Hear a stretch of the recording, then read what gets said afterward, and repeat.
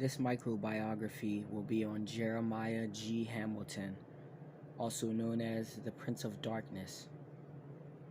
Wall Street's first black millionaire. Born a poor man in Richmond, Virginia, and goes on to become Wall Street's first black millionaire and dies wealthiest non-white man of his time, with a net worth of $2 million in the 1800s, which is around $40 million in today's time. When Jeremiah G. Hamilton was in his late teens, early 20s, Hamilton found his way into a world of finance by starting a Haitian coin trade that spanned internationally and stemmed from Virginia to Haiti to New York. From the information we were able to get on this specific engagement, but from this activity, the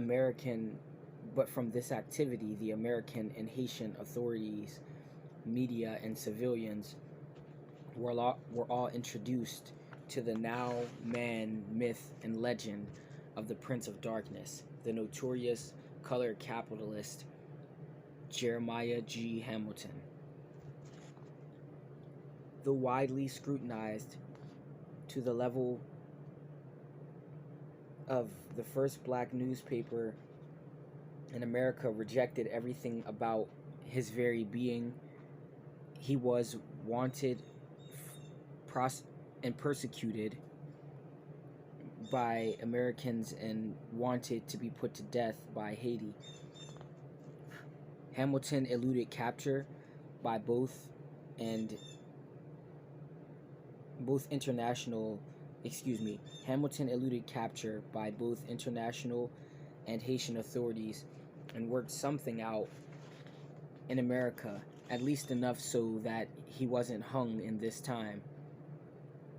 He had clients involved this illegal currency trade, white and black, in New York and elsewhere, who outed him to national press, creating a massive interracial hate across the nation, and he never told on any of the involved parties, not stooping to the lows of their characters.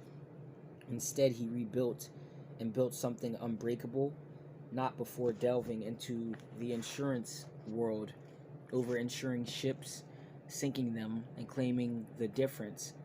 Clearly and naturally being a man of leverage and capital, he thought it would be time for a transition into the legal realm of long-term cash flow. For him, this began with making a way into New York's Wall Street and becoming an active broker, trader, and investor. With his triumphant spirit, always strategizing regardless of perception and blatant limited access, he developed a relentless hustle and played the market by the rules as they were constructed at the time, as clean and as dirty as Wall Street allowed, bending the rules as that of his peers to profit as they all did. He wouldn't allow the fear of white power, segregation, and discrimination to obstruct or define his path and experience of success. He began growing and prospering so fast and so big, he began to expand, and he bought over 50 pieces of real estate from Poughkeepsie to Astoria, spending millions just before the crash, making so much noise with his actions. Again, he got blackballed by Wall Street and the insurance world, attempting to dry him out by lack of involvement. Then the market crashed on top of that, so he virtually lost it all, becoming the first black man to file for bankruptcy just 3 days after the bankruptcy law passed, utilizing the benefits and loopholes to avoid debt accrued, preparing for an even bigger bounce back than his first early part of the 1840s. He dove right back into the market undercover as a speculator, persistently buying, suing, selling, trading for stock, shares, and equity in virtually everything, making his way back up to the top, recouping on all his losses. And in many ways, he acted as a syndicator, essentially creating the hedge fund, allowing him to still act as a broker, though not a professional, being a pioneer of black financiers, independence, and entrepreneurship, providing so much value to the market, shareholders, and traders. He had many wealthy whites and blacks begging, gifting, and clamoring to give their money to him to make it make more. He commanded the finest things from life. At his height, he went to war with one of the wealthiest white men of that time over the Nicaraguan transit. It was a business run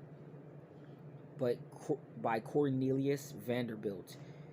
He and the entire world understood the fight in Hamilton.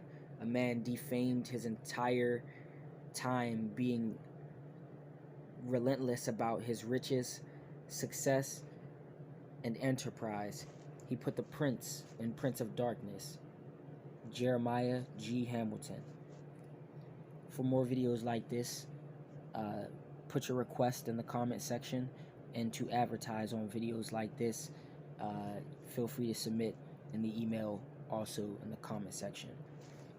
And for coaching, high performance coaching, reach out via text message, also in the description. Till next time.